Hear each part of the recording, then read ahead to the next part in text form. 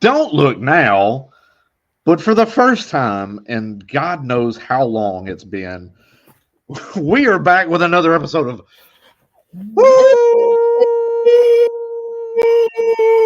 Fantasy. right here on rotoballer.com. As always, go to rotoballer.com, check us out, and also sponsored by Underdog Fantasy. Go to Underdog Fantasy, sign up today with promo code WOO to get yourself a little bit of extra money on your first deposit if you are not with Underdog already. So go and do that now. Ladies and gentlemen, back at it for the first time in a minute. I, of course, am the Roto Superstar, Brandon Murchison.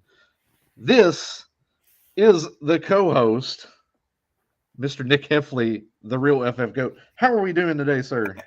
Man, I'm good, dude. I am pumped for tomorrow night. So 24 hours from now, I'm gonna know who my Bears we'll probably know both picks by this time tomorrow night. So yeah, we should have a good indication at this point in time tomorrow. They should have both of their picks in. I'm excited, man. We already know the one, and we're going to get into it. We're going to talk mock Do draft. we know? Yeah, come on. So we're going to get into mock draft. We're going to go through mine that I obviously on rotoballer.com today. I turned in my final mock, so go check that out over there at Rotoballer. Go and download the premium pass as well with promo code WOO to get yourself an extra discount on the premium pass, ladies and gentlemen. But that is on the site today. Final mock draft in for myself. And we're going to go through both of ours. Nick has sent me his, and we're going to kind of discuss our picks. Obviously, going to give you a little bit of a fantasy spin from a dynasty perspective, even season-long redraft, kind of where we think a lot of these offensive skilled players are going to pan out if they hit these landing spots that we discuss and where we think they're going to land. But outside of that, man, some tidbits, a little bit of news I want to touch on. Obviously, today, Trey Hendrickson, T. Higgins, both Bengals request a trade. Do you think that this is going to happen? Do you think that they're going to move off of both of these players? Negative. I think it's posturing. I think it's posturing by both of them. You know, if I mean, I think out of the receivers across the league that have requested a trade, which I'm sure we'll get into him here in a minute, I think Higgins is the most likely to be dealt.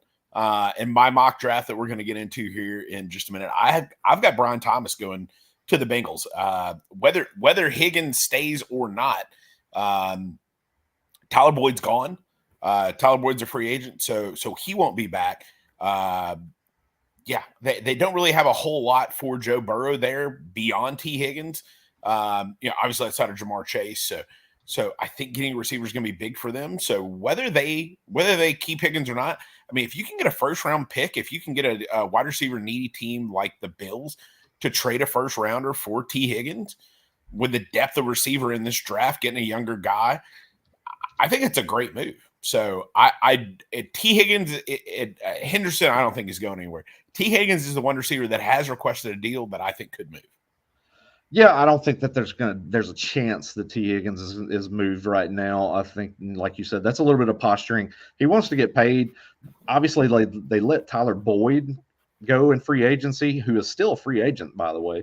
Mm-hmm. And they need the receiver help. They need to bring Higgins back in, let him, resume his duties as the wide receiver 2 opposite Jamar Chase. Is it Andy Ivastovis? Yeah, Andy Yosivas. Yes, that sure performed rather well down the stretch. Those of us that are in the NFL draft community, but now, and you mentioned it, it's a very deep wide receiver class this year. We've talked about it ad nauseum coming into the draft this week. So there's a chance the Bengals are going to dip their toe into the water and wide receiver pool, obviously, in this draft. But outside of that, the only other wide receiver, if we want to talk about as far as a trade perspective right now, is Brandon Ayuk, who I do believe there's a very good gut feeling I have right now that he is dealt at some point tomorrow, either during the NFL draft or before the NFL draft. What say you? What's your gut feeling right now? Ayuk 2024 with the 49ers, not with the 49ers. I mean, I think his is a little bit more of a posture for me. I think you and I are looking at it a little bit differently with Ayuk. There again, same thing. I mean, if you're a team like the Bills, why would obviously you're going to probably start out offering a second round pick, but if you can get a first round pick and you're otherwise looking at somebody like Keon Coleman, either one of the Texas receivers, would you rather have Ayuk with a team that presumably is on the cusp of at least making a deep playoff run, or would you rather have a proven younger commodity in a Brandon Ayuk? I'd rather have Brandon Ayuk. Know what you're going to get. We talked right before we got on the show about first round wide receiver bust potential. 3 out of every 4 receivers drafted in round 1 are busts. Yes. Would you rather have the consistent thing, you know what you're going to get, or would you rather have a question mark? I'd rather have the solid thing. So for Ayuk, I think his is more posturing. But again, you do have Juwan Jennings as a free agent after this year. That is their backup on there. So that wide receiver room could need a little bit of a boost as well. So yeah, that's what we're looking at, and what we talked about a lot too, especially heading into free agency. And I posted quite a few things and some articles over to Rotoballer as well, like from the inverse angle of this with the running back free agency class. We're coming into this rookie draft class. The running back pool is really kind of thin. Where we've really viewed this rookie running back class kind of a little bit meh, so to speak, but and that really forced a lot of the hand with the NFL teams during free agency to go out ahead and go get those running backs, get them on the roster, proven commodities, salary cap increase. So obviously, teams had a little bit more to spend, except for the Cowboys. But outside of that, we had teams going in. Your Bears bring in DeAndre Swift. We saw Joe Mixon going to the Texans. Obviously, the Eagles bringing in Barkley. So it's kind of the inverse. We're seeing that, I think, at play right now with wide receivers. Don't forget Singletary to the Giants. Oh, man, what a ball-busting move. Singletary to the Giants. I cannot wait to be all over that in fantasy. I'm surprised that wasn't the first thing out of your mouth. I have a very good feeling the Giants are going to be taking a running back in this draft class. So outside of that, really kind of what's been going on the last few days, last couple of weeks as we head into the NFL draft. So now it's Christmas Eve. We're getting that good, nice feeling. Everybody's amped and ready to go. Thursday night, prime time, first round NFL draft. This has been the customary thing to do the last few years. They've split the draft up into these 3 days for primetime viewing. Obviously, we're all going to be watching bells and whistles on, ready to go for tomorrow night. So let's kind of get into it, talk about it, see where we're at. Right out of the gate, your Chicago Bears pick 1-1. Consensus overall is Caleb Williams right now. There's no disputing that. But your take from a Bears perspective and from a fantasy perspective, I know me and you have really kind of exchanged some things back and forth over the past month or two talking about this, because it seems like the definite move. Where are you at right now on the eve of Caleb Williams becoming a Bear? The move is a move that the Bears have to make. I think if you had other quarterbacks there that were on Caleb Williams' level, that you would have some competition there for that one spot. But it's absolutely one of those things that I am just not 100% sold that Caleb Williams is the guy.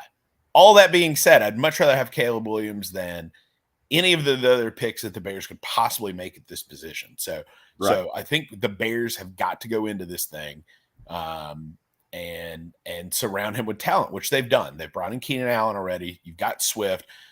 You've got an offensive line that is good and getting better. Darnell Wright from Tennessee came in last year, performed really well.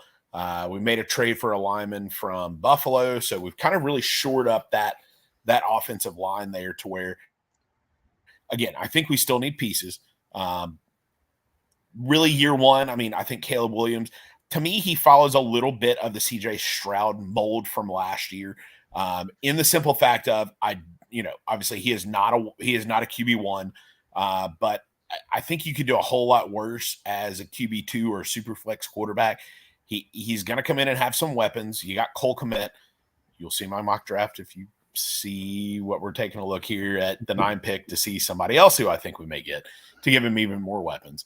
But I think he's the guy. Look, super flex guy, especially if we're in a super flex league, to me, Caleb Williams is a top 3 draft pick here in this draft. So I like him. I'm still not completely sold on him. I want to see what's going on out there, but I think with where we are at, he is a guy you got to draft at 1.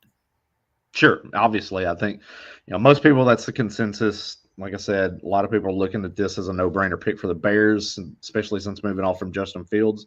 I do want to point out to everybody that's watching the stream right now, if you've got any questions at all, whatever, dynasty, trade questions, keeper questions, draft questions, anything whatsoever, hey, go over. If you're watching on the YouTube page, send them in, shoot them in to us. We'll be happy to answer any and all questions pertaining to whatever you got on your mind, fantasy football. But draft or not draft wise. Yeah, draft or not draft wise. We can talk about whatever. But anyways, Caleb Williams, obviously, like you mentioned, super flex, he's going to be one of the first picks off the board in super flex rookie drafts. So from a standard, season long standpoint, I think you nailed it right on the heads from a QB2 standpoint. I'm not ready to sign on and give him the lofty praise of potential CJ Stroud just yet. I'm not talking about ending CJ Stroud. I'm talking about coming into drafts this time last year where CJ Stroud was going. He's going to be, that late teens, low 20s or so kind of a guy to where if you got him on your roster, you're not necessarily feeling good. You don't exactly know what you're going to get. At that standpoint, I mean, Stroud was even in some leagues good on as a QB3 last year. So at the end, obviously, we know what we got with CJ Stroud and where he's going. I'm talking about going into dynasty drafts last year. Where was he going? So right. No, I agree with you there. And obviously, last year, a lot of people, the talk was Bryce Young at 1 as the QB1 in a lot of dynasty rookie drafts last year too. I mean, myself, I had CJ Stroud as the number 1 quarterback last year. Right now, coming into draft season, from a fantasy standpoint, I've got Jaden Daniels ahead of Caleb Williams, but that's going to be because of landing spot, offense, and things of that nature. But for Caleb Williams, to kind of go through the Caleb Williams spiel here, obviously, first pick in the draft coming in, you mentioned the weapons, Keenan Allen, DJ Moore is still there, the incumbent from last year. Got Cole Kmet at tight ends, so there's some pieces to work with there. DeAndre Swift at running back, like I mentioned previously. So they've surrounded him with a little bit of, guys that are going to take the pressure off of him. But it's the Chicago Bears, and it's their offense. It's not been one that's been high octane in the past. We're not accustomed to seeing a Bears quarterback being this balls to the wall, great fantasy producer. It's been a guy that's been serviceable at times, but the consistency's never been there, especially when you get into November, December, and those key moments later on in the year. That's my only downside. The weather changes. The wind starts be more run-oriented. And like I mentioned in my article, I'm just mentioned, go to rotoballer.com, pull down my final mock draft article. Caleb Williams, I have to mention it every single time with the Bears in this draft selection. The Bears have never had a quarterback throw for 4,000 yards in a season. And that seems to be the bar for a quarterback to get to in terms of being a QB1 in fantasy. And if he don't get there, unless he runs, and he does not, he can get off script and really kind of make plays outside of the pocket and extended plays, things of that nature. But you don't really see that much with his game. Will he have that in his back pocket year 1 with the Bears? Possibly not. And that's why I feel QB2 is going to be that safe landing point. But from the rookie dynasty draft aspect, I've got Jaden Daniels at 2, which segues into Washington Commanders at pick 2. I have Jaden Daniels going to the Washington Commanders with pick 2 in this draft. And I believe you as well do have Jaden Daniels. I'm following the Schefter script here. You are following suit, so we're both on Jaden Daniels at 2. Like I mentioned the other day on Twitter, once I went to the scouting combine and came back from the scouting combine in Indianapolis, it's felt from what I was hearing there and a lot of kind of the rumors and talk and innuendo that was being discussed while I was there is that this has been the pick all along. Jaden Daniels fits the scheme. He's better for Cliff Kingsbury in that spread offense attack, and does give him that extra ability, a la a Kyler Murray, to extend plays, get outside the pocket, designated runs, things like that too. So I think he's a better playmaker for the offense. So that's where I've landed on Jaden Daniels. So what's your take there with Daniels at 2? Yeah, I think right there, same as you. I mean, I think he is a guy who, again, is coming into an offense that is, got some weapons out there. So yeah, I mean, I look at him, I think a little like we all looked at Anthony Richardson last year. You're coming into an offense, you've got Jonathan Taylor in the backfield, you got Michael Pittman. I do not have him as my QB1 on this dynasty class. He is, depending on if this is his landing spot, again, depending on where some of these other guys are going to fit in their landing spot, it's probably going to be my QB2. I think whoever goes to the Patriots, that team is void of offensive weapons. They will probably not be a pick. But, if we're talking a J.J. McCarthy or whatever quarterback the Vikings presumably get in the first round, I mean, that's an amazing landing spot. So to me, that person is going to be competing here. Again, I think Williams is on a little bit higher level than a Daniels, a McCarthy, a Drake May right there. But Daniels, I think with his ability to run the ball, some would say he made the 2 receivers at LSU that we're going to talk about here that are probably going in round 1. Others would say that they made him, but whatever the case may be, I think Daniels is going to be probably my QB2 and the 1-2 pick in this year's draft. Right. Yeah. And that's kind of just piggybacking on a lot of that too. Just, Jaden Daniels, a lot of people are going to make hay with the one big blow up year at LSU this past year where he wins the Heisman Trophy. We've seen it before. Obviously, Joe Burrow has his big year prior to coming out in the NFL draft, but we've seen Daniels steadily improve each and every single year. There's been stark improvement each of the last 3 years in his overall grade, his PFF passing grade, up to 94.7 this last year. So you can see that there's improvement with the coaching, and I think there's going to be even another step as he gets into the NFL with proper coaching at the next level, that he can unlock things and become a solid QB1 in fantasies because of the legs. What we saw with the limited viewing we saw from Anthony Richardson last year. I think that's kind of the script we're looking at with Jaden Daniels this year. And oddly enough, and again, I brought it up in my article that went on, Rotoballer as well today, Jaden Daniels has to learn from the mistakes of Anthony Richardson last year.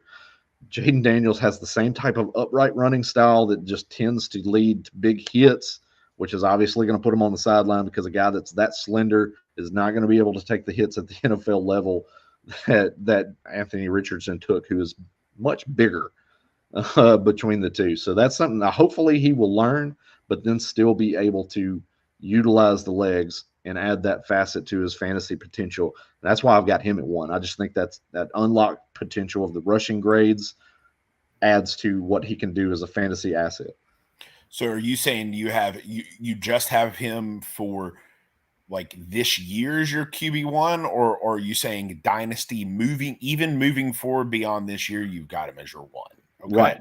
I do. Yes. Okay. Yeah. Dynasty. If I'm doing a dynasty rookie draft today and even post NFL draft, assuming these are the 2 landing spots, I am going to take Jaden Daniels over Caleb Williams if given the opportunity. Obviously, based on roster shakeup and things like that. Sure. How things are looking that way. But going into pick 3, we both have Drake May as the pick 3 to the New England Patriots. You just touched on it just a second ago.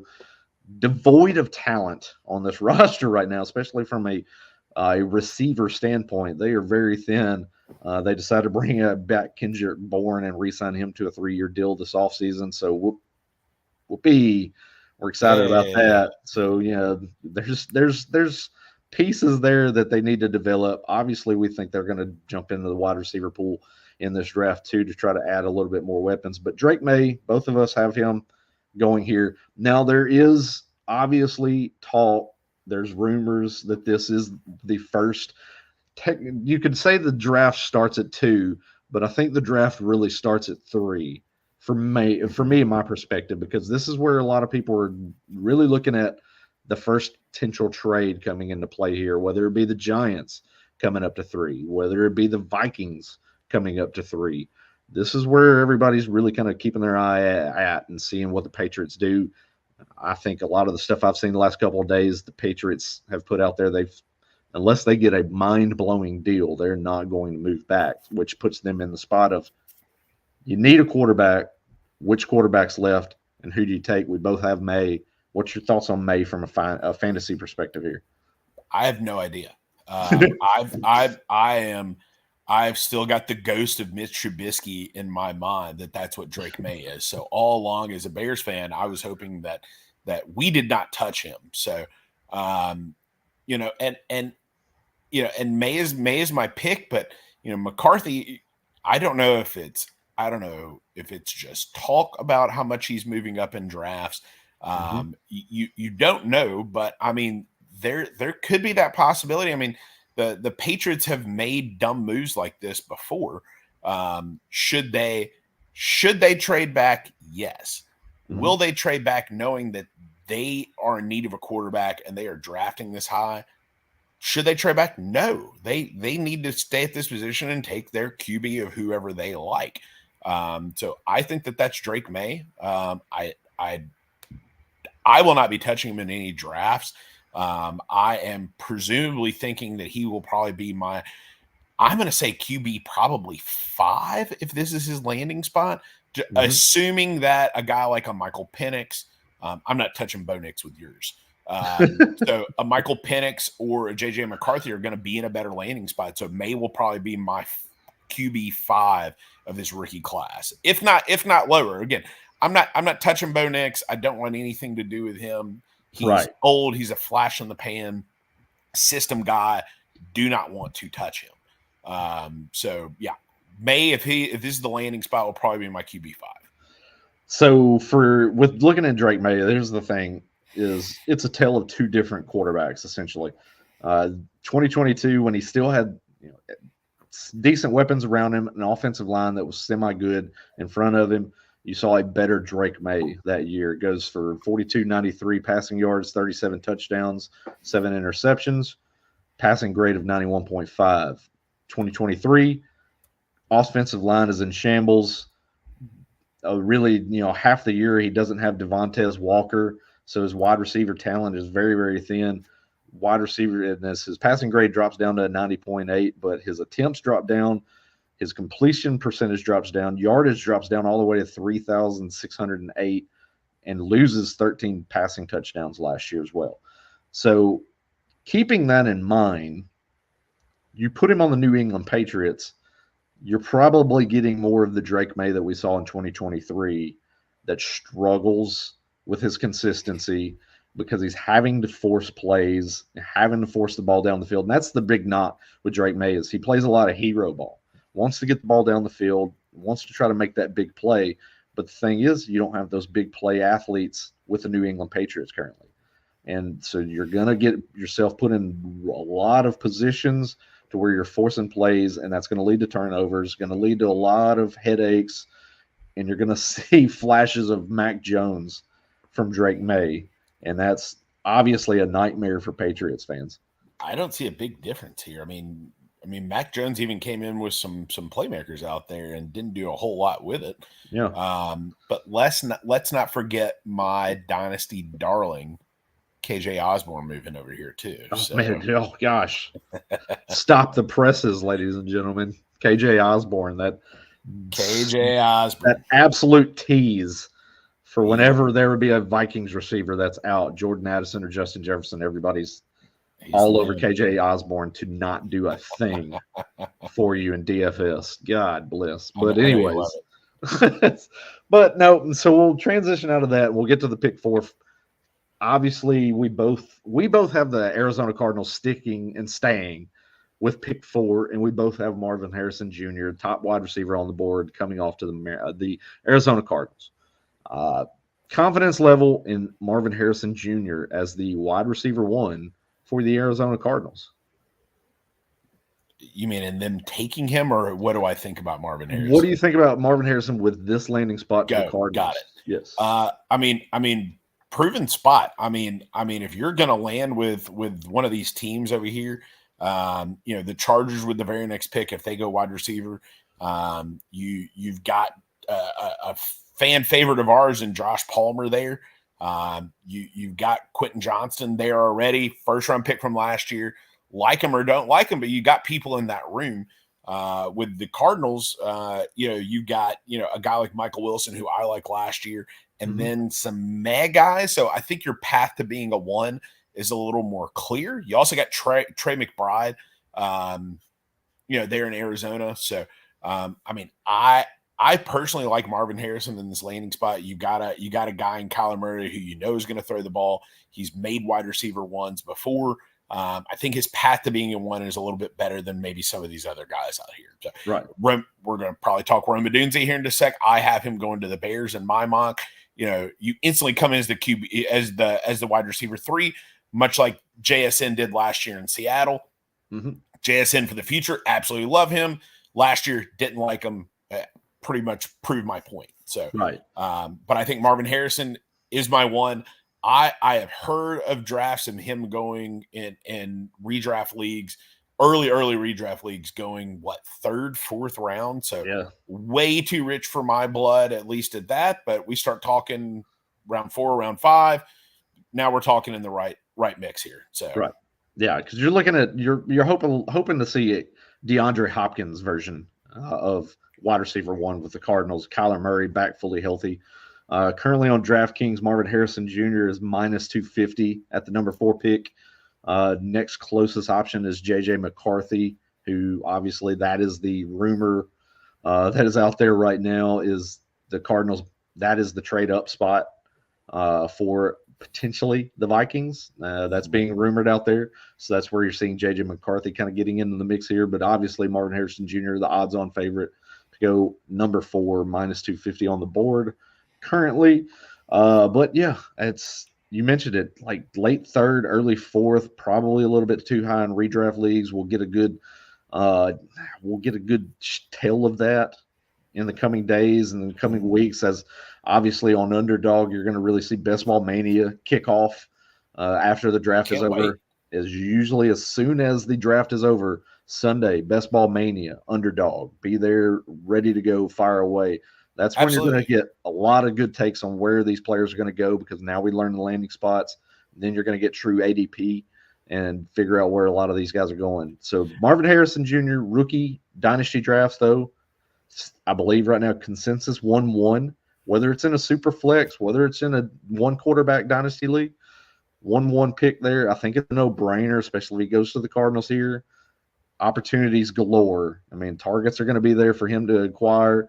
I mean, true, you got Trey McBride there, and that's something I talked about in my article. Trey McBride being there, I think, is more of a help for Marvin Harrison Jr. coming into the Cardinals than it would be a hindrance, because obviously you're going to have McBride over the middle of the field, drawing a lot of that attention that could go out to Harrison.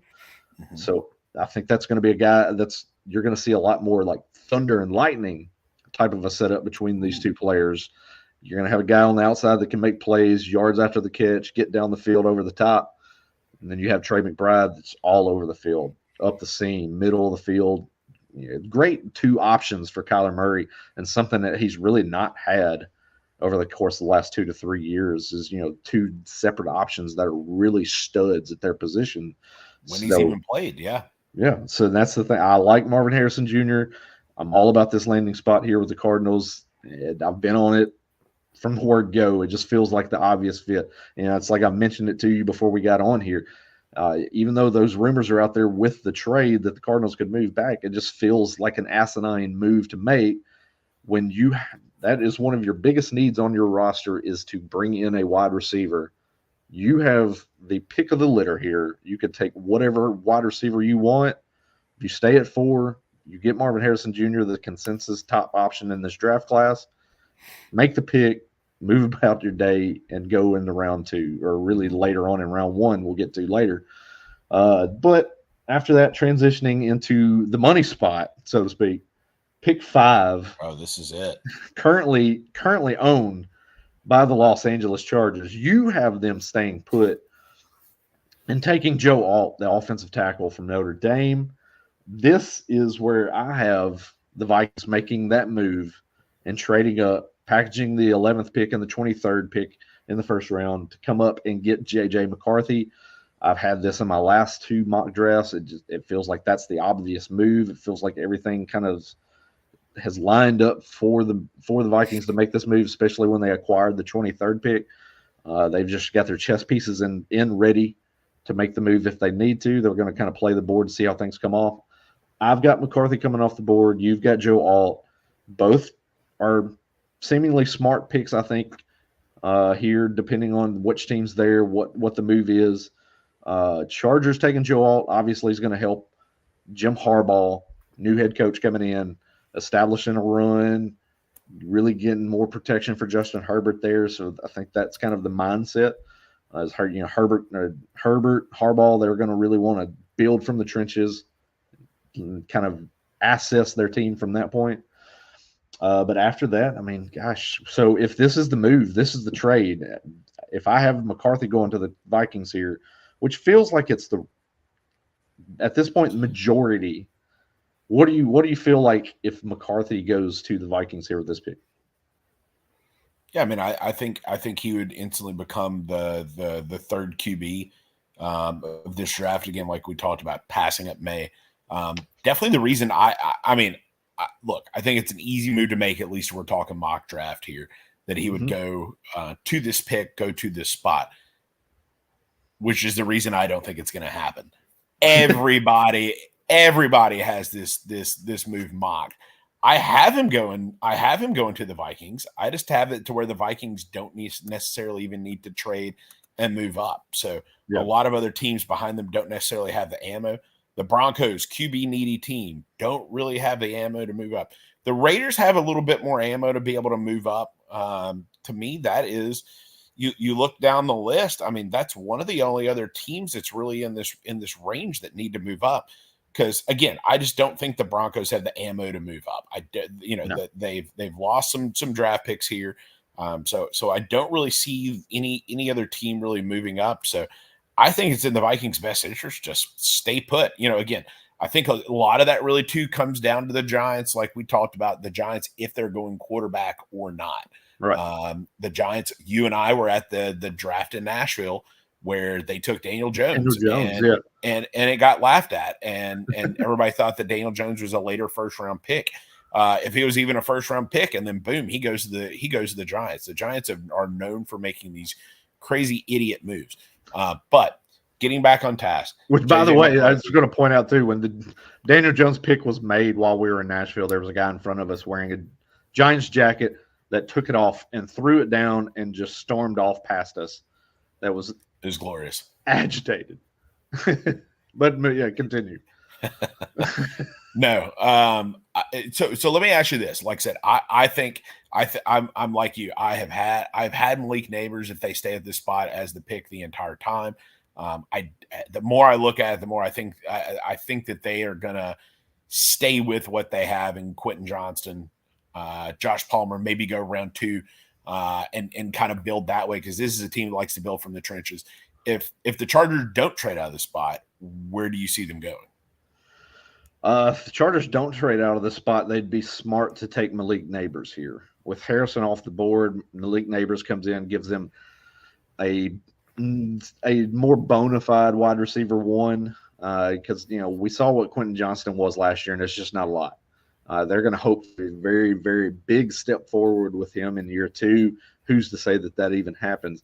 I mean, and I've been a stark proponent all along of any of these top 3 wide receivers. You could really put them in any form or fashion, and I would be happy with a landing spot. You could put Rome Odunze here with the Chargers, and I would love that pick, because he would kind of feel like more of a Keenan Allen type coming into that offense, a guy that can play any route on the route tree.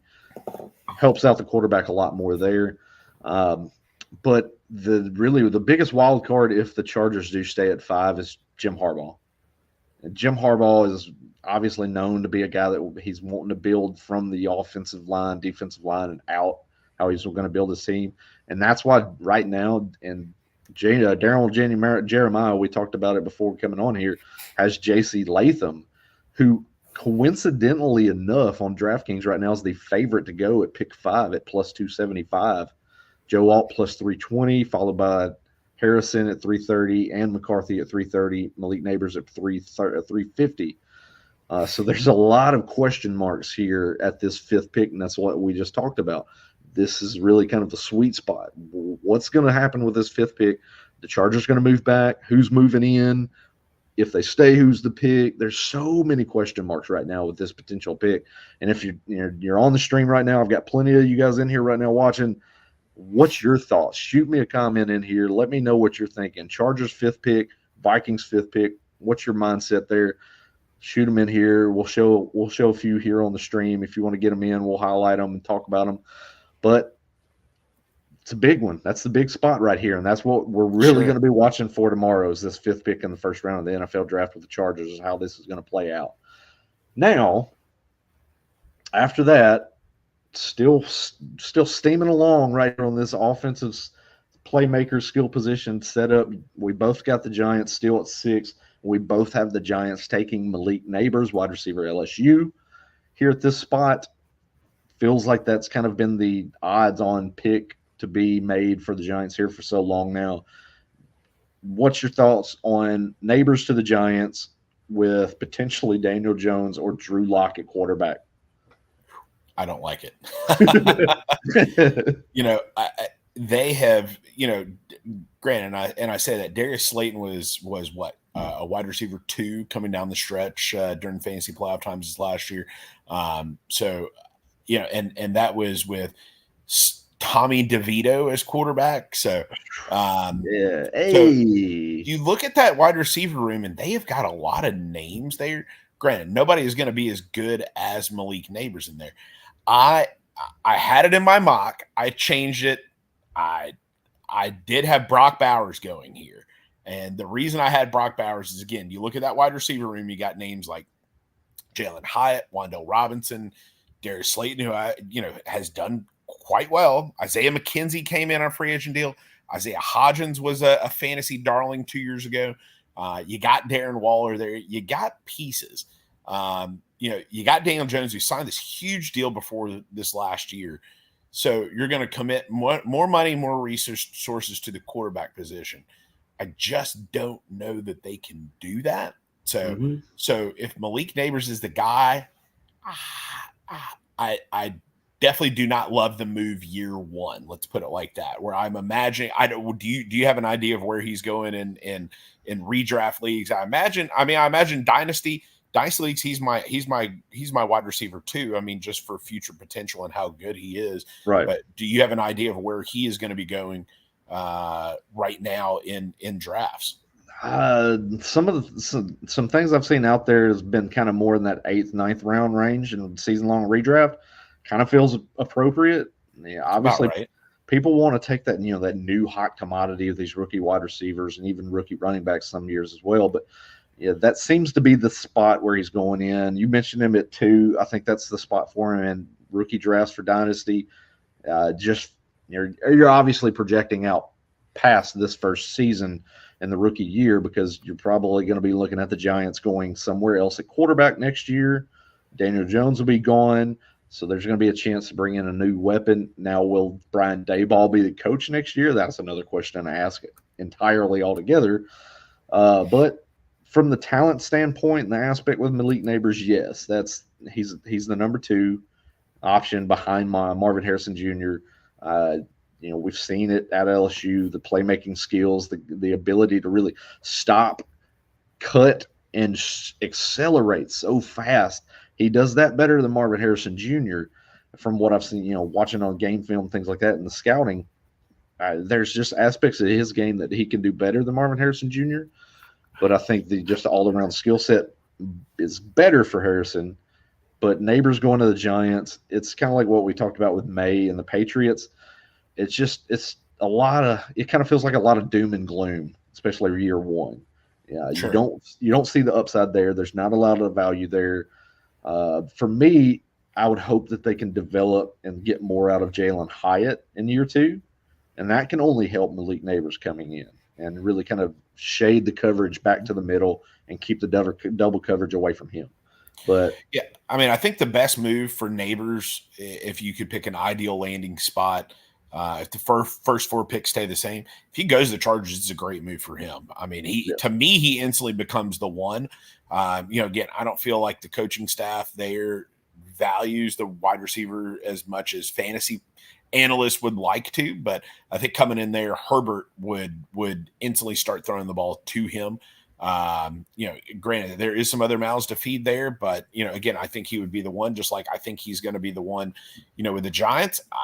We'll just see, how things are going there, but definitely, I think he's going to be the 2 pick, pretty much no matter where any of these other guys goes. Again, just based on simple talent alone. right. Yeah, so that's kind of how things are going to shake out for Neighbors there. Moving on. Where we have another slight disagreement here at 7. You have the Titans selecting Brock Bowers, tight end out of Georgia. I have what feels like the consensus pick, and it's been this way all along, Joe Alt, the offensive tackle from Notre Dame, going to Tennessee. But I'll let you kind of discuss what you think about Brock Bowers and how you feel like the fit would be with the Tennessee Titans. Yeah, I keep hearing these things, and some of it when you listen to fantasy radio, some of it when you just see reports that you are not as high on Brock Bowers as you should be. Right. And I've heard that multiple times, and you always hear that Bowers is going to be going in that 10 to 15 range. And I keep thinking about this. You're not as high on Bowers as you should be. And I'm like, well, how high could he go? What teams could be taking him? So you look at the Titans, they've seemingly addressed their offensive line. Now they've still got, they've still got some guys. They bring in Lloyd Cushenberry. They drafted Skoronski in the first round last year. They are bringing in weapons for Will Levis like crazy. You got Calvin Ridley is there, which really, like we were just talking about expanding the opportunities for receivers. I mean, D-Hop is there. Traylon Burks on another year removed from his injury there. Tony Pollard coming in now. So you've got skill guys to really, I don't know that Will Levis is going to be good enough to be able to take advantage of such things, but you like the tackles in this draft. This tackle class is very deep. The O-line draft, I think, is deep as much as is in any position, as is the wide receivers, which the Titans don't really need. You got a guy like Bowers. Again, how long is he going to go? I mean, he's just got ridiculous speed for a tight end. You see the separation. You see what he can do. The Titans are just dumb enough to be able to do this, right? They could. Yeah, I will give you that. I mean, you've got Chigo Okonkwo there. I think the team still has some good feelings towards him, and I think they want to. The reason why I have not thought of Bowers to the Titans at all is because I do think the team views Okonkwo as a guy with the extra pieces now in the offense surrounding him, as there's an ability there to really kind of add to this offense. Maybe kind of a post-hype breakout. Technically, there was some hype with Okonkwo last year, similar to what we saw with David Njoku. David Njoku was very, very quiet for a couple of years, and then all of a sudden this last year turns it up, has a big year with the Cleveland Browns. I think that's what the Titans are hoping with Okonkwo. That's why I don't think they go Bowers. But you mentioned it. You're not as high on Bowers as you should be, is the conception out there, right? So I'm high on Bowers. I think he should be a guy that's taken in the top 5 in this draft from a skill set standpoint. I mean, we saw him mocked to the Chargers early on. Yeah, he was the number 5 pick to the Chargers for the longest time. And obviously, a lot of thought process changed with that as scouting, got deeper into tape, film, analytics, things of that nature.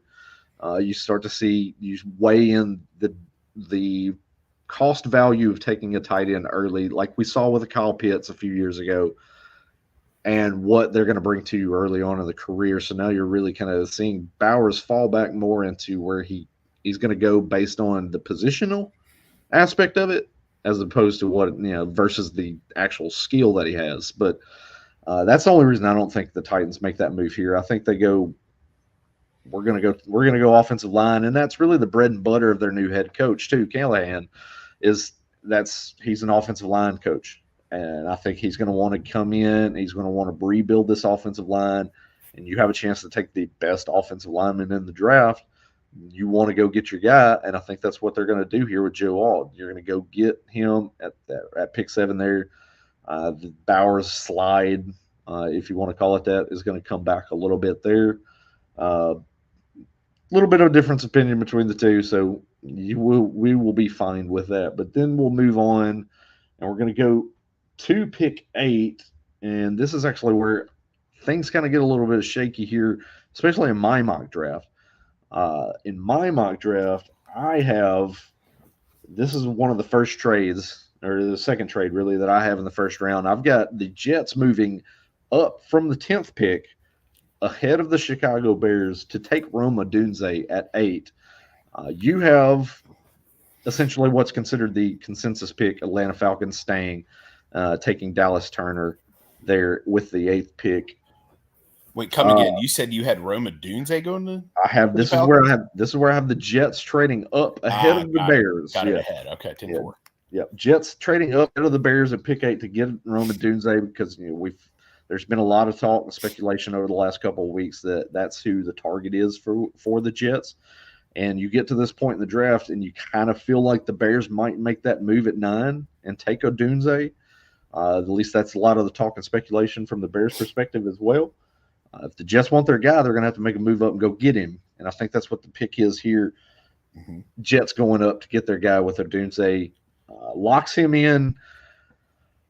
We'll say so. We'll compare the two, just assuming that this might be the pick in Odunze to the Jets. Neighbors with the Giants, Odunze with the Jets. Who's your wide receiver 2? From a dynasty perspective? From a dynasty perspective. Still Neighbors. I think we may have a year of Aaron Rodgers, then who knows what the hell is going to come into the Jets. So, right. Yeah, that would still – Neighbors would still be my guy. Right. Yeah. And look at that look at the Jets receiver room though. Sure, you have Garrett Wilson. Bring in Mike Williams. Yep. You got Alan Lazard is still there. Xavier Gibson, you've got some pieces that are still there to where, again, I think there's a lot more mouths to feed in an offense like that. And from a dynasty perspective, you only, to me, have one more year probably of Aaron Rodgers before he sails off into the sunset.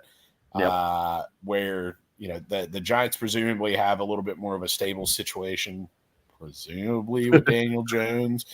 So, a year Rome Odunze, that's what I'd be looking at, and a whole lot of question marks after that. Yeah, I mean, we talked about it with Neighbors too. Just from the talent standpoint, I think there's going to be enough there that he's going to recover some fantasy value long term too. Jets are going to have to make a move after Rodgers, bring in a solid quarterback. They get rid of, momsonly.com Zach Wilson and send him back into the Broncos earlier this week. So there's a chance they might go and get a quarterback in this draft later on, and a few rounds later. A guy like a Michael Pratt, something of that potential, type of a quarterback to bring in, learn under Aaron Rodgers for the next couple of years until he retires, and then kind of try to fit in a guy like that. But now I do like a Odunze. Now the thing is, coming from that Washington offense, you have to worry about a little bit of potential gimmicky type of offense that you see with Pac-12. That transition into the NFL. But I think his body type, his skill set, his route running ability, catch radius too is another big thing with him. He's very good with contested catches. Stuff like that translates well into the NFL, regardless of where you land, regardless of your quarterbacking situation. So that's something I do like with Odunze here. Obviously, wide receiver 3 for me as well, too, in dynasty rankings with rookies. So no really question about that there. But that's my hope here is I think the Jets move up ahead of the Bears to take Odunze here at 8. Now we get into a little bit of the kind of cascading effect here is I have at 9, now that Odunze's off the board, I have the Bears trading back.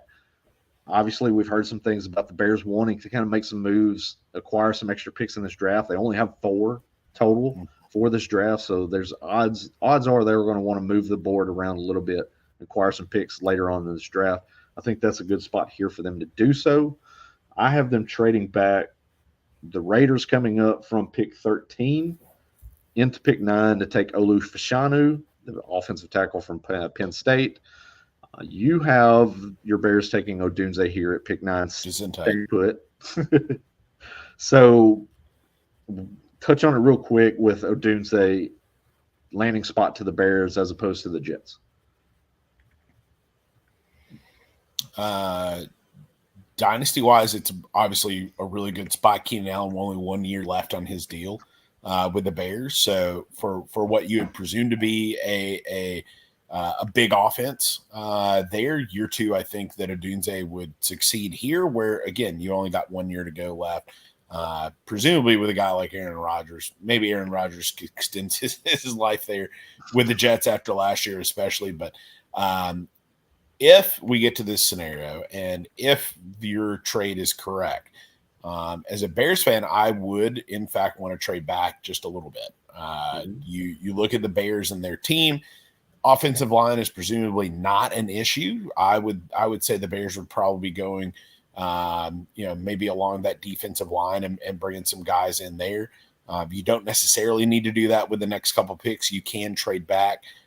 So I would be open for that deal, provided that Rome Odunze was not there. Trading back 5-6 picks, letting somebody else come up, acquiring a second rounder, which we don't have right now, maybe even acquiring a third, whatever the case may be. But I think that would be the move here, provided that Rome Odunze was not there for the Bears. All right, so then we'll go on to pick 10. Pick 10, you have the Jets being there, taking Laiatu Latu, defensive end from UCLA. I have, in the trade that I did with the Falcons coming back to pick 10, getting the guy that they would have taken at 8, and that's Dallas Turner, the edge rusher from Alabama, presumably the top defensive end in this draft. Obviously, you have Latu going ahead of Dallas Turner here. Really, apples to oranges between these two guys. Latu has a little bit of some injury red flags, and I think that's where you probably see him. He's been all over the board in a lot of mock drafts because not a lot of people have a good indication on where he's going to land because of those medical issues. But a lot of the testing, we've seen in the offseason, he's cleared medicals. Things look good with him. So I think it's going to raise his value back up. Going into pick 11, going to kind of start to kind of flow through here a little bit. You have McCarthy to the Vikings at 11. So does Daniel Jeremiah. We obviously talked about McCarthy a little bit earlier on with my trade with the Vikings up to 5. I have at pick 11 in mind with the Vikings trade with the Chargers. This is where I have Brock Bowers coming off the board. Brock Bowers to the Chargers. Obvious need at tight end for the Chargers. Feels the need, gives them an offensive playmaker that they do not have right now because of the wide receivers being dealt. Mike Williams gone to the Jets. They have need for a playmaker here, and I think getting a guy that's so talented like a Brock Bowers and bringing him in, I think that fits the Jim Harbaugh mold. He's the guy that really likes tight ends that are multifaceted, block, get outside, play the slot. We've seen tight ends at Michigan over the last few years that have been rather productive in that offense, and I think that would be something really good for Brock Bowers here. And then I think that's even in season-long rookie season, Brock Bowers has a potential to be a tight end 1 in fantasy with this absolutely. Spot. Yeah, I think almost regardless of his landing spot, I think he is going to be drafted as a tight end 1. Definitely, in terms of a dynasty perspective, I would say a top 5 pick. In that regard, I think you're probably looking at the 3 receivers that we mentioned, Brock Bowers, and probably again Caleb Williams, or presumably whatever running back that the Cowboys decide to pick and give a shot in the arm to.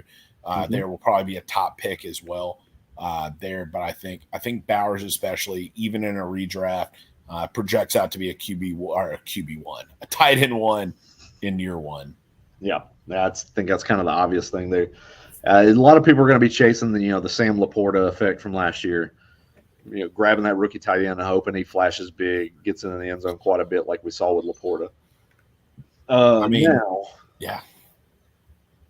So getting in, but that's the thing too. Rookie drafts and even in season long leagues, we've seen it over the last few years, especially the high stakes leagues and stuff that you and I participate in. Everybody wants to go get that rookie, that flash, that new shiny toy, and they're going to reach for them a little bit sooner than you probably would expect. So that's something to kind of keep an eye on, keep in mind when you start getting into these best ball drafts, especially in the next couple of weeks. Guys are going to be reached for in these drafts. So keep that in mind with players like this. But let's kind of start to kind of roll through a little bit, go through a few more of these picks, because now we get into the part of the draft where you're seeing a lot more of the offensive linemen coming off the table, cornerbacks, defensive players coming off the table. So I have at 12, I have another trade here. This is where the Broncos, I have them trading back from pick 12 to pick 19. I have the Rams coming up from pick 19 to take Byron Murphy, defensive lineman, the nose tackle from Texas, as a pseudo replacement for Aaron Donald that has retired now. I think that feels a need for them, and he's obviously going to go before pick 19, I believe. So this is a move that the Rams are going to come up to make. You have at 12. I also have Byron Murphy in that spot, but to the Broncos. So to the Broncos. Technically, we would both be correct. We're both landing on Byron Murphy here at 12, but separate teams, separate scenarios. Raiders at 13. You have Quentin Mitchell, cornerback Toledo, going to the Raiders here at 13. I, in my trade with the Bears from pick 9 coming back, I have them taking Laiatu. Latu, as you mentioned a few minutes ago, too, that seems to be a need for the team. Getting another defensive end, a pass rusher opposite Montez Sweat, would help that defensive line out tremendously. Then going to pick 14, we both have Talisi Fuaga, Oregon State offensive tackle, going to the Saints. That's right. So pick 15, you have Jared Verse going to the Indianapolis Colts. I have Quinion Mitchell going to the Colts here at 15. I think both would be fairly solid picks. I think there's a little bit more of a need at cornerback currently based on where the board lies for the Colts. Going into pick 16, you have offensive tackle J.C. Latham from Alabama going to the Seattle Seahawks, which it feels like every single year we see the Seahawks trying to address the offensive line. You have them doing that again this year. I have Jared Verse going 16 overall to the Seattle Seahawks. So close. So we're right there together, pretty similar. Going pick 17 now, Jacksonville Jaguars. We both have Terry and Arnold, cornerback, Alabama. Now there's a little bit of speculation here, and that's going to be something to watch for tomorrow night, is the willingness of the Jacksonville Jaguars to take a wide receiver here, whether it be Brian Thomas, whether it be they trade back, whether it be they trade this pick to the 49ers for Brandon Ayuk, was a late rumor that I heard earlier tonight that could be a potential here. How do you feel about the Jaguars? Well, before we kind of get into some more picks, how do you feel about the Jaguars adding a wide receiver, whether it be here this pick with a rookie or whether it be bringing in Brandon Ayuk? They brought in Gabe Davis. They've spent money already at their position. They lost Calvin Ridley. I mean, I don't know if that's something they need to address need-wise.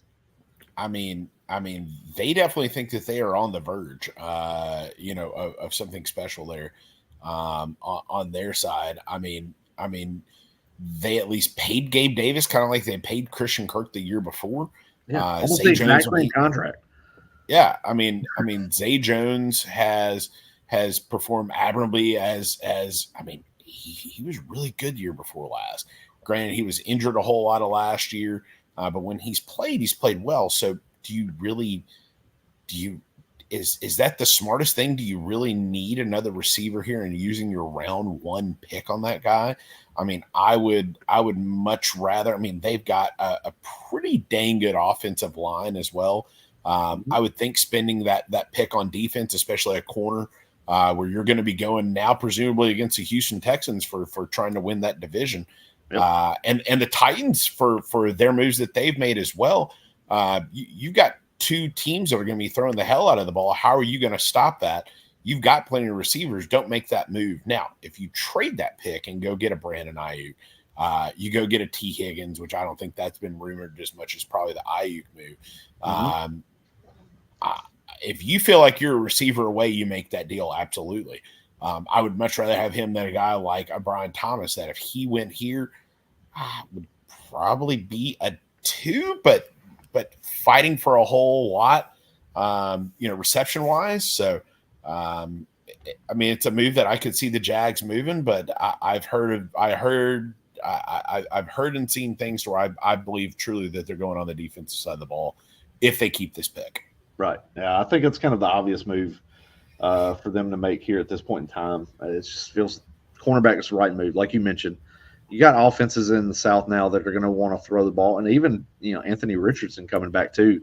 There's a chance that there's that progression there with the Colts and that passing attack too in year 2 with Anthony Richardson. You got to do something to try to stop these passing attacks in that division now. So seems like the obvious move here. Bengals at 18.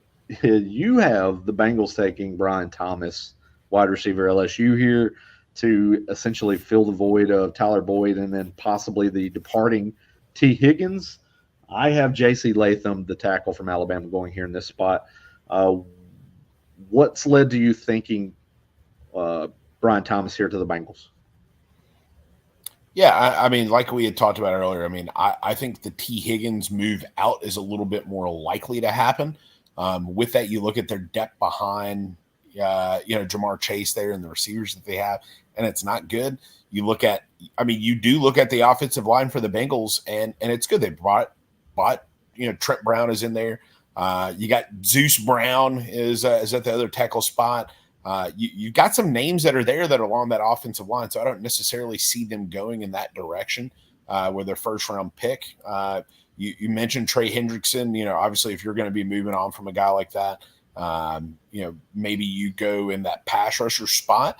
But again, I think all things being equal, you got a powerful offense. You got a guy like Joe Burrow, and I think you're feeling that need from a wide receiver position, that especially if T. Higgins moves on after this year, you want somebody to be able to mold and get into that spot. So that's kind of my thinking there is more on them not going to O-line with some of the pieces that they have already.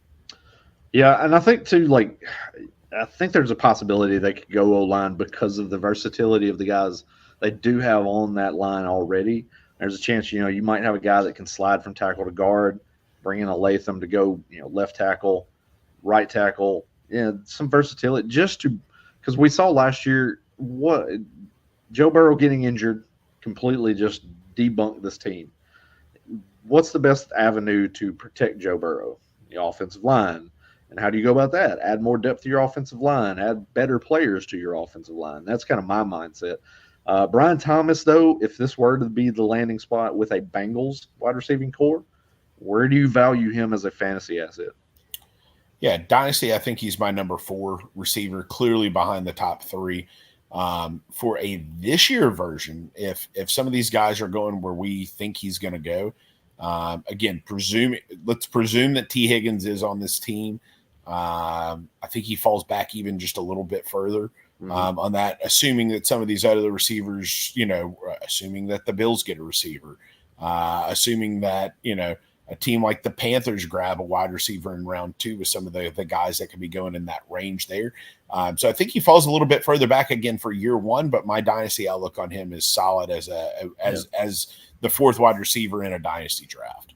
Yeah. I think 2024, if Higgins is still on the roster and he's the third wheel in this passing attack, you're probably looking at something similar with those Tyler Boyd type numbers, inconsistent up and down. Overall, per game wise, you're probably looking at a guy that's in the wide receiver 40s in year 1 in that range is what I would expect. But dynasty, Higgins gets dealt. Ooh, man, let's go. He probably moves to my wide receiver 2 or 3, depending on who exactly the Bills, may be getting with their pick. But sure, yeah, wheels up if T. Higgins moves on and a guy like Brian Thomas would be coming in here being the 2. Let's ride. Yes, exactly. So now getting into pick 19, before touching on that, just a reminder for everybody that is on the stream right now, hit my little like button on the YouTube page if you don't mind. I would appreciate that. Helps me out. Gets a little bit of some help my way for the YouTube page, and we would appreciate that. But pick 19, this is where I have my trade from earlier, where I mentioned the Broncos coming back from pick 12 to pick 19. I have them taking Bo Nix here at pick 19. You have, with the Rams, taking Jazon Newton, the defensive tackle from Illinois. Kind of same mindset there, replacement for Aaron Donald with that pick. Bo Nix to the Broncos. Feels like that's kind of what we're hearing a lot here lately. Bo Nix, and I put it in my article that went out earlier today with this mock in there. Bo Nix is not a first-round prospect at quarterback. But the Broncos don't have a second-round pick. And at this point, you're really weighing in the mindset of fifth-year option, no fifth-year option. And that's really the calling card and the biggest play at play with me with Bo Nix and the Broncos. Do I think that this is a fantasy home run? Not a chance. I don't like Bo Nix as much as Nick said that earlier. Bo Nix, both saw him play at the University of Auburn, consistently bad down there against SEC caliber defensive players in a more pro style type of an offense that they were running for quite a bit. Obviously, he goes to Oregon the last couple of years, and that rinky-dink little Mickey Mouse offense that they run over there at Oregon, and you even saw it too. And he has thrown more screen passes than any other quarterback that is in this draft class, and that's by design.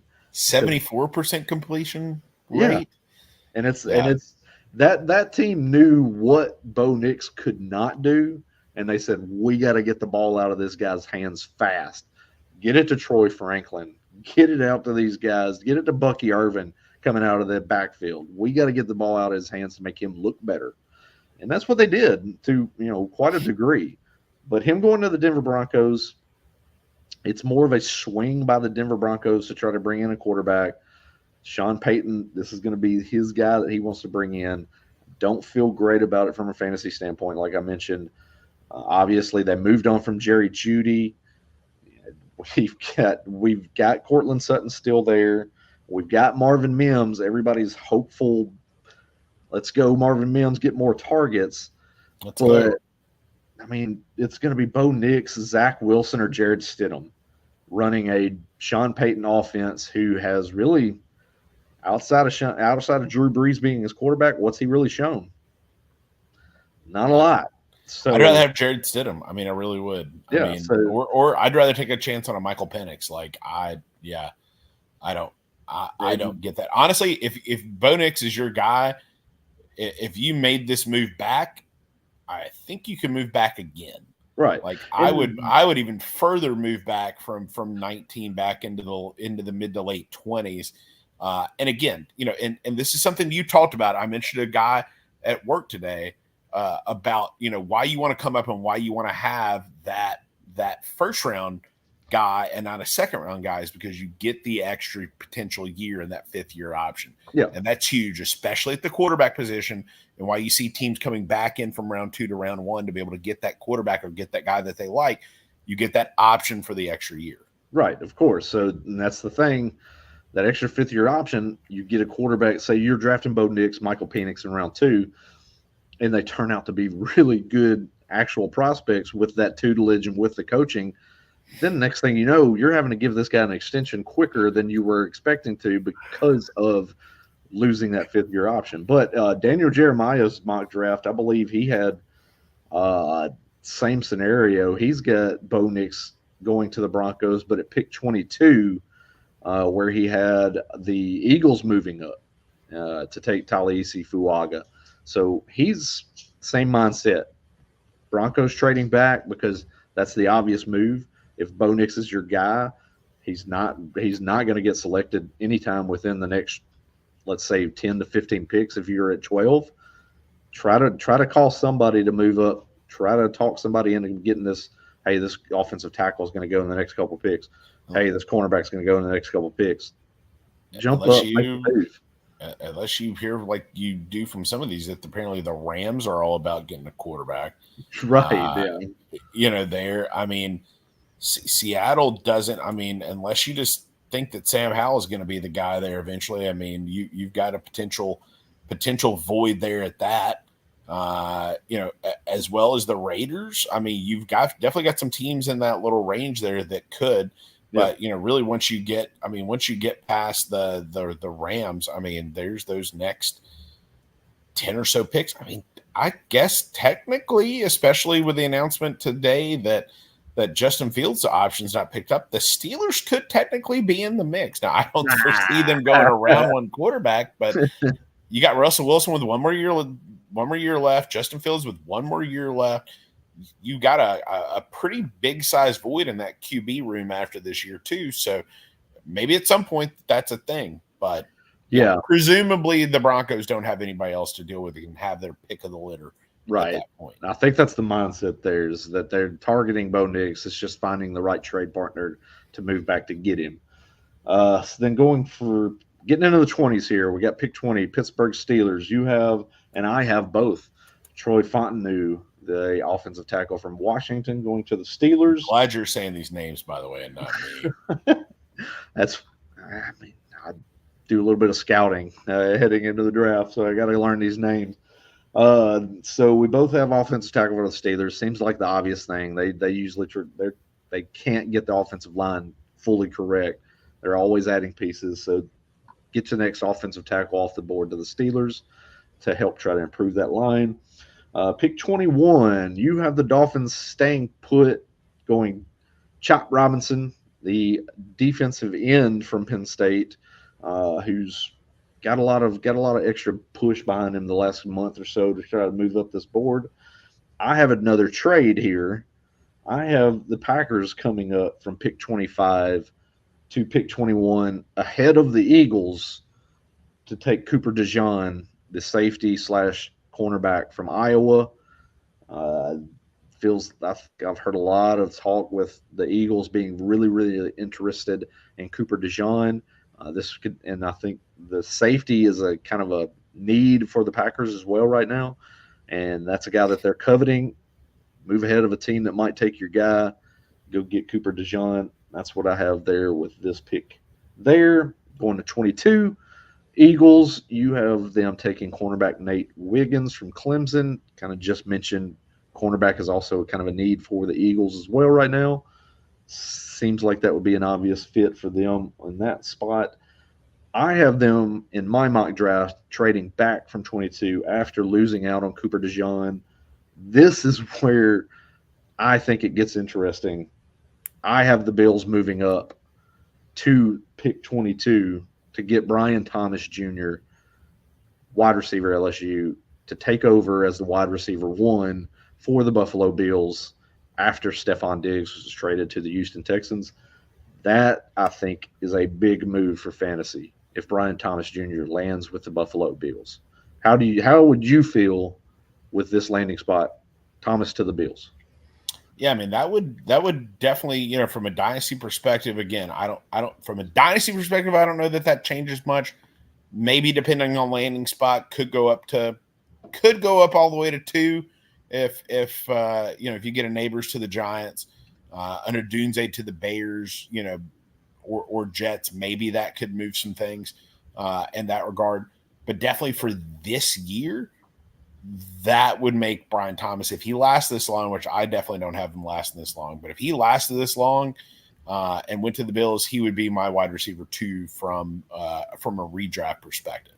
Yeah, I think that's a big, big move for Brian Thomas if this were to be the landing spot. Obviously, you have the detractors for him, that want to point out limited route tree, kind of a one-year wonder with the LSU, but we saw that too with Justin Jefferson. 1-year wonder at LSU that last year before he came out. A lot of people were very skeptical about what he could do coming in the NFL. Lands in a perfect spot with the Vikings. boom, there you have it. He's wide receiver 1 in fantasy for the last couple of years from a production standpoint, points per game standpoint. Brian Thomas Jr., I think, has that skill set. Come into an offense like the Buffalo Bills, who are now all of a sudden in dire need of a wide receiver 1 option, similar to what we talked about earlier in this mock draft with the Arizona Cardinals. They both have a similar makeup. Both have solid tight ends. Trey McBride with the Cardinals. Now you have Dalton Kincaid with the Bills. Both need a wide receiver on the edge to alleviate a little bit of pressure. Brian Thomas Jr. has the ability to take the top off the ball, off the defense, get down the field, make big plays. And that's something we really haven't seen with consistency over the last year and a half, 2 years with Josh Allen and Stephon Diggs and Gabe Davis, is those big plays getting down the field. We've seen a lot of that offense turn into kind of more of that dink and dunk type of an offense, playing short of the sticks, playing more of that intermediate type of a route tree. Bringing in a Brian Thomas Jr., I think, helps add another layer to this offense, can play more 3 levels of the field at this point in time and get down the field, make big plays. That's why I like Brian Thomas Jr. I think the Bills are going to be very aggressive in this draft to try to come up and get a wide receiver. And I think that wide receiver they're going to try to come up and get, I believe, is going to be Brian Thomas Jr. And we got Nick popping off of the draft, mock draft. Probably a little connection issue currently. So going back into the mock draft, should be logging back in now. Give him a second here. But pick 23, coinciding with the trade that I made earlier, with the Vikings moving up to pick number 5 with the Chargers. They also get pick 23 here in this mock draft. Got them going pick 23, Los Angeles Chargers, taking Xavier Worthy here. Now, much speculation could be if the trade were to happen and the Chargers being, if they stay at the 20, if they're 23 spot here, there could be a chance that they're going to take offensive linemen here. That's another obvious need. We mentioned it earlier, with the pick of Nick taking Joe Alt at pick 5. The Vegas markets actually have J.C. Latham at pick 5 for the Chargers. So a lot of that discussion is going to have the Chargers looking at an offensive lineman in round 1. But even going back to my discussion with Brock Bowers earlier on, and that pick with pick 11, I think there's that potential that the Chargers need to add more weaponry to this offense. We talked about it ad nauseum already. Keenan Allen, Mike Williams being gone. Now you've got a chance to bring in an Xavier Worthy, who is a completely different skill set than what we see with some of these other wide receivers. He is a burner who can also take the top off of the ball. We saw, obviously, at the scouting combine, bringing Nick back in just to bring you back up to speed. Pick 23. This is where I have the Chargers taking Xavier Worthy at this spot. The speedster from the combine, the record-setting wide receiver from the combine, brings a whole nother facet to this Chargers offense if this is the landing spot. I think we're getting to the sweet spot of the draft where I think Xavier Worthy is likely going to go. Chargers go at pick 23. If there's an offensive lineman that they like here, like a Graham Barton, somewhere in that range, they might go offensive line. But if I have Xavier Worthy here, how would you view Xavier Worthy from a fantasy standpoint if this is the landing spot? Yeah, I mean, I definitely don't like him as much as I would like, him to go to a team like the Buffalo Bills, obviously. I think from a Chargers perspective, I mean, you see what these guys do, these speed guys when they come in, and they usually don't translate that game very well to the NFL. I think with you having a couple other receivers there in the mix, how much better is he than a Quentin Johnson, than a Josh Palmer? I don't know. I would definitely have more questions about him in a landing spot like this. Again, team landing spot versus fantasy landing spot. Team landing spot, love it. Fantasy landing spot, we got some questions there for sure from me. Yeah. So I think there's some potential there. It's going to be hit or miss. There's going to be some consistency issues from a fantasy standpoint if he lands with the Chargers. Obviously, I've talked about it on Twitter quite a bit over the last couple months. Jim Harbaugh and what he does to an offense when he comes in, it's going to be more ground oriented. We've even seen, they bring in Greg Roman, they brought in Gus Edwards, they brought in J.K. Dobbins, Los Angeles Chargers West, or Baltimore Ravens West, is what we referred to them as. They're going to want to run the ball, and so there's going to be limited opportunities. With that in mind, those limited opportunities, you're going to want a guy that's a playmaker that can do something when he gets the ball in his hands. That's my mindset with Xavier Worthy here. You want an electric type of a player. Tyreek Hill, I'm not comparing him to Tyreek Hill by any stretch of the imagination, but what he could do with the ball in his hands, I think that's kind of the viewpoint I have with this pick and envisioning it going to the Los Angeles Chargers, just adding that extra facet to the game. He would be a better best ball pick, obviously, with this landing spot than he would be season long. But from a dynasty aspect, I think he's still going to maintain that top 5, top 6, 5, 6, 7 range from a wide receiver standpoint as far as my rankings are concerned. That's where I would view him. That's where I would kind of lead him into from this landing spot after the draft. That's where he would land for me. Now, getting back into more of kind of the ho-hum here we go of this draft. Pick 24, Dallas Cowboys. Both you and I have this team going with an obvious need, and that is offensive lineman. You have them taking Tyler Guyton, offensive lineman out of Oklahoma. I've got them taking Graham Barton, which I think kind of feels like the guy that they've been tied to the most from a flexibility standpoint, because he can play really – he can go center, guard, tackle. He has that type of versatility in his game. They can put him at guard, and they can put Tyler Smith out at tackle, where we've lost Tyron Smith, obviously, to the Jets. So I think that's where I've viewed him going to the Cowboys there. Not much else you want to really talk about with the Cowboys currently, other than the fact that we're going to take Jonathan Brooks in the second round. I am on record with that, ladies and gentlemen. Jonathan Brooks, second round. I've said it over and over again. Running back, Texas, Jonathan Brooks, second round. Let's say that does happen. By the way, where do you have Jonathan Brooks or whatever presumable Cowboys draft pick running back wise in round 2? Where do you have them going fantasy wise? Well, my dream, and I've mentioned it over and over again on Twitter as well. The dream for me would be Jalen Wright to the Cowboys, because that is a speedster, electric player, guy that's a make you miss, elusive type of a running back that would fit well in that offense and kind of be more of along the lines of an Alvin Kamara from a fantasy outlook. I'd have him back I don't have him in the first round currently in dynasty rookie drafts from a ranking standpoint, but Brooks going to the Cowboys would get him back into the first round from a fantasy draft, from a rookie draft standpoint. Obviously, he's coming off the ACL, tore the ACL in November, so he's going to be coming back from that. All indications are he's ahead of schedule on the health reports. But the best thing, really, the reasoning why the Cowboys are so honed in on him is because the doctor for the Cowboys did the surgery on Jonathan Brooks. So there's already familiarity with him. They have the updates with him. They're doing all the post-op rehab stuff with him. So that's where everybody's kind of tied in with Brooks there to the Cowboys. You're going to want to – he's going to be more of kind of he'll get drafted, I'll say, as a low-end RB2, high-end RB3 in season-long redraft leagues, just because he'll be the RB1 for the Cowboys.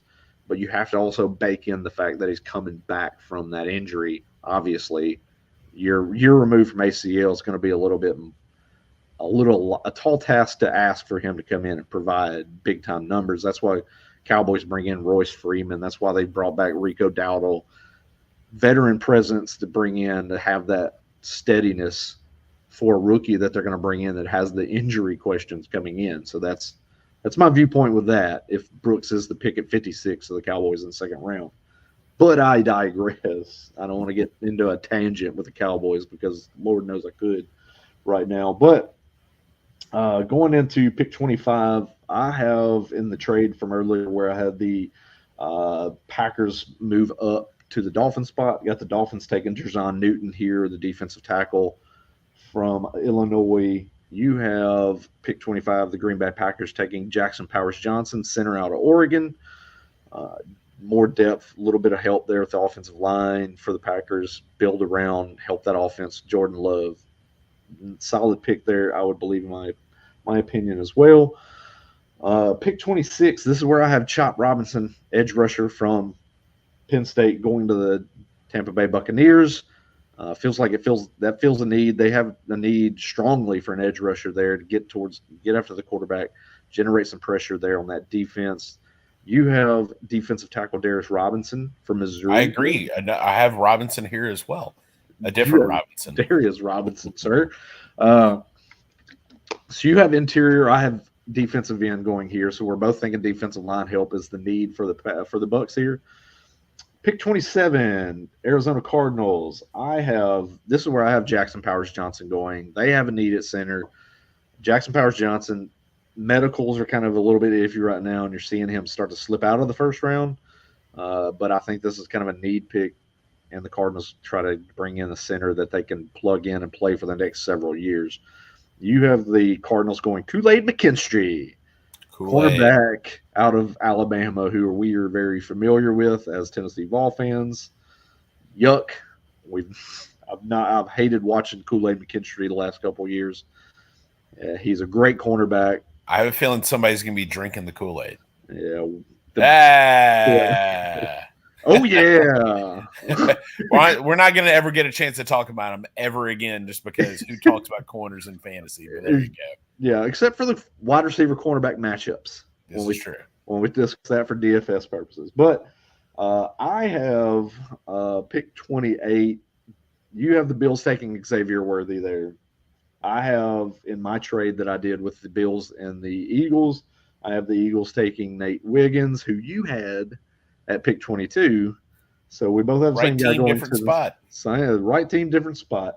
Worthy to the Buffalo Bills for you. How are you feeling with Xavier Worthy as the wide receiver one for the Bills fantasy outlook? You know, it feels like at least year one, I would be a little bit higher on him than I would be a little bit more in a dynasty league, which sounds kind of weird, but it would be, because I think the longer you go on with a guy like Josh Allen, the more guys that you would be able to bring in for him.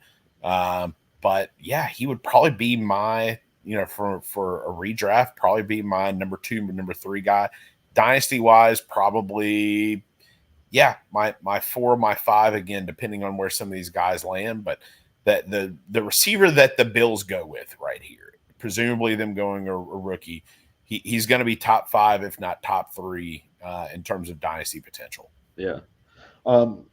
From, let's say, long shot potential, what would you say if the Bills came in late and made the trade for Brandon Ayuk or T. Higgins? Yeah, sure. Either of those guys. I mean, I think it's very much of a Stephon Diggs type progression for either one of those guys. You saw a similar move that the Bills made to be able to do this. They've played this game already. They've traded a high draft pick to go get Stephon Diggs. Now they've dealt him off. Did not get around 1 draft pick for him, but in saying that, no, I think that would honestly be the best move right here. I mean, I think your window for the Bills is not going to last forever. You need to bring in guys to win now when you presumably have a window to be able to go and do that. The best move for them is not getting that rookie with the 3 out of 4 first round wide receivers busting, which a guy like Xavier Worthy could very well be a bust. I would rather go get myself a proven commodity if you're going to go in that direction, especially with 2 guys that are fairly young in T. Higgins, right, and Brandon Ayuk. Yeah, you don't want to get the next version of John Ross with Xavier Worthy, speedster who comes in the league and has hamstring injury after hamstring injury after hamstring injury. I think with Worthy, he's a little bit more of a healthy type. He's not really dealt with injuries too much at the University of Texas, but was a really underrated route runner there and a big target earner. And that's something that if he were to land with the Bills, I think that's going to translate very well to this offense and to the NFL. So him landing with the Bills, I think, is an excellent spot. Absolutely going to boost his potential up fantasy draft boards, especially after this weekend if he were to land there. So, getting in the last few picks here, 29.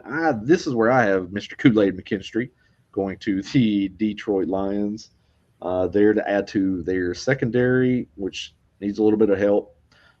You have Cooper DeJean going there, so he can play that nickel cornerback there with the Lions / safety. Baltimore Ravens, you have trading with the Las Vegas Raiders. You have them trading with the Las Vegas Raiders. This is where Michael Penix comes off the board. We're hearing the rumblings that he's a bona fide first round draft pick. I have Amarius Mims going tackle Georgia, but circling back, Penix Raiders makes the trade coming in back into the first round to get the extra year of eligibility that we just talked about. Penix starts year one right out of the gate, or are they going to go Aiden McConnell? Aiden O'Connell. Or I mean, we or Gardner. We do have Gardner Minshew sitting there as well. I mean, I honestly though I do think Gardner Minshew starts right off just to give Penix just a little bit more time. There as well in that scenario. Penix is a little older, but I think you start, as the year progresses, Penix is going to, I think, start taking over a little bit more of that role. So again, year one, we've talked about redraft versus dynasty. Let's say these guys are going where we presume them to go. Penix is probably my 4. In this group, provided he goes to the Raiders. You got some good skill guys there. You got Devontae Adams. You've got Michael Mayer. You've got some options there along with Jacoby Myers that you're going to have some offense there to be able to sustain a quarterback here. So that's where I see them going here. Yeah, I'll agree. I will say Penix will move to. Right now, he's my number 5 QB in my rookie rankings on Rotoballer. But if landing spots that we've discussed in this mock draft were to hold, and if Penix is an Oakland again, Las Vegas Raider, I'm going to move Drake May back to QB 5 if he were the Patriots quarterback, and I will bump up McCarthy to 3 and Penix to 4. Is how I would have them shake out if the landing spots were to be this way this time tomorrow night. So I agree with you. I think there's some promise there. Obviously, Devontae Adams is having a lot of say with the Raiders currently, and I think he wants a solid quarterback to be there with the team right now. He's begging for one, so that's going to have a lot of carry a lot of weight with the decisions that the Raiders make. Last 2 picks here, we'll get in. San Francisco 49ers. I think this could be a trade-out spot too, but we both have them staying. You have Graham Barton from Duke going here, offensive lineman. I have Tyler Guyton, offensive lineman, going to the 49ers here. And then to round things out, Kansas City Chiefs, you've got Amarius Mims, offensive lineman, Georgia, going there. I have Mr. Ladd McConkey going to the Kansas City Chiefs here, wide receiver out of Georgia, who has just been flying up draft boards over the last 2.5 months, even going back to the Senior Bowl. Just off-season testing has been off the charts. Production-wise, you didn't really see it a lot at Georgia. He fought injuries a lot this last year, but he is a name that has risen up draft boards immensely over the last few weeks. And there's a lot of talk with McConkey being a first-rounder. There's been some discussion of him going to the Lions that I've seen. But I think with the Rashee Rice situation going on right now, obviously there's probably going to be a suspension coming with Rice after all the incidents. Ladd McConkey to the Chiefs, I think, feels a need for them immediately, brings in a guy that can, in a way, too, be a little bit more from a different perspective, the heir apparent to a departing Travis Kelce. Huh. Not from, I said from a different position. Okay. He plays a similar skill set. can play out of the slot, can play outside as well, but he's more of kind of a slot receiver. So he's going to play that middle of the field area, short area, Okay. intermediate range. So he's going to be more of kind of a Travis Kelce type of a receiver. I see where you're coming from. Yeah. I just don't, it you remember for the last, the last couple of years that Aaron Rodgers was with the Packers, and how every year we would have them mocked to be able to get a wide receiver, and it never happened. Right. It feels like this way with the Chiefs. The last couple of years we've had them mocked to get a wide receiver, and they don't go in that direction. And I think they have the thinking, and rightfully so for them, that Patrick Mahomes can just come in and succeed with whatever receivers he's got out there. And I think that's the way they're going to look at it. They bring in Hollywood. Rashee Rice is going to be there at the end of the year. You've got the ghost that is Sky Moore, cadaverous Tony. Did you see they brought in our boy Anthony Miller, by the way? Just throwing that out. I did see that. Okay. I just don't think they go in that direction. I think it would be great for them to be able to do that. But, after the 2, 3, 4, 5 games or whatever that Rashee Rice is going to be out for, you're going to have a lot more mouths to feed. And that would not necessarily, lend as well for me, at least from a redraft standpoint, or really even from a dynasty standpoint. That maybe a little bit more from a dynasty standpoint now that I think about it. But I just see them shoring up that line. They lost a piece or two along that offensive line. So that's where I see them going. But again, they feel like the team that every year, man, they got to go wide receiver. They got to shore that up. And then they just never do. Yeah, I think that kind of my mindset here with that is an ascending player, a very talented player, kind of similar mindset to the quarterback talk that we had, getting that 5th-year option. They have really a 32. They have really kind of the pick of the litter of what they want to do. If you wanted to go offensive lineman, you could probably trade back and bring somebody back into the last pick of the first round to do so, make a move, get an extra pick or two. Or you could get a guy at a skill position that you could potentially need past this year, because Hollywood Brown obviously is on a 1-year prove-it deal coming in. Could be gone after this year if he doesn't look the part, doesn't fit into the scheme. You bring in a guy like Ladd McConkey, similar to what you mentioned earlier on in this mock draft show with Rome Odunze to the Bears. From Odunze to the Bears, or even to like my pick with Rome Odunze to the Jets. Mike Williams is gone after this year. The Bears, you could potentially have Keenan Allen moving on very soon, retiring potentially. There's that thought ahead. We mentioned it too, Jackson Smith and Jigba from last year. Teams thinking ahead. Does this pick of Jackson Smith and Jigba from last year look stupid now? In contrast, in hindsight, and looking at it from this point, they re-signed Tyler Lockett to a 2-year extension. That pick now seems kind of stupid, but they have the flexibility with a 5th-year option. They had several needs that they could meet last year, so they could really kind of make a pick with any type of position. And I think that's what I'm looking at with McConkey to the Chiefs, or really any receiver to the Chiefs. They could trade back and get a Keon Coleman. They could trade back and get a Adonai Mitchell, somewhere, that type of a receiver. I think Ladd McConkey is a guy that just fits for me. And from that standpoint, obviously early on, the dynasty aspect and the value of it isn't going to be great in year one. That's going to be those up and down weeks.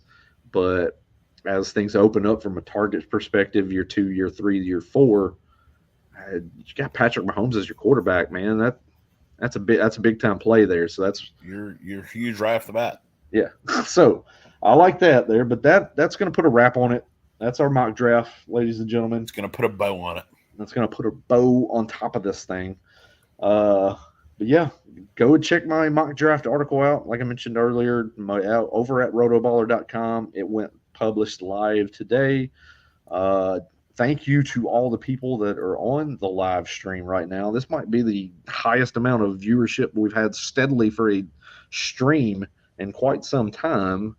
And we haven't been on in quite some time. So I have to applaud everybody for coming on. Appreciate y'all joining us. Yeah, jumping in and joining us. Like I said, I mentioned to go to the YouTube page, hit that like for me.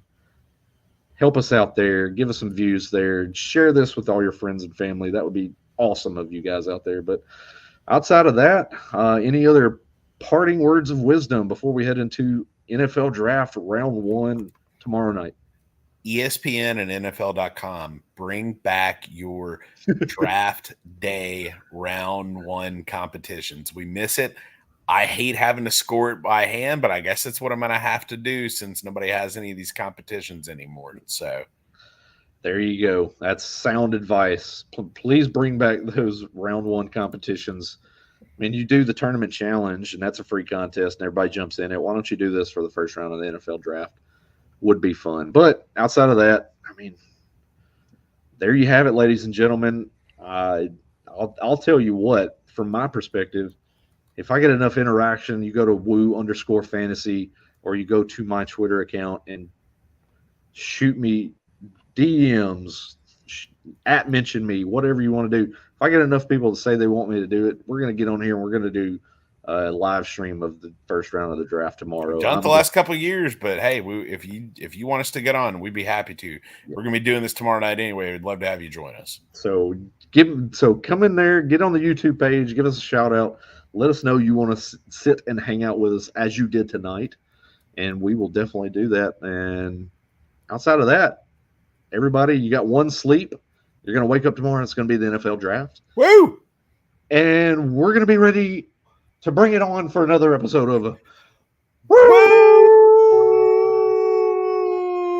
Fantasy. Right here, rotoballer.com, guys. Take it easy. See and ya. we're out.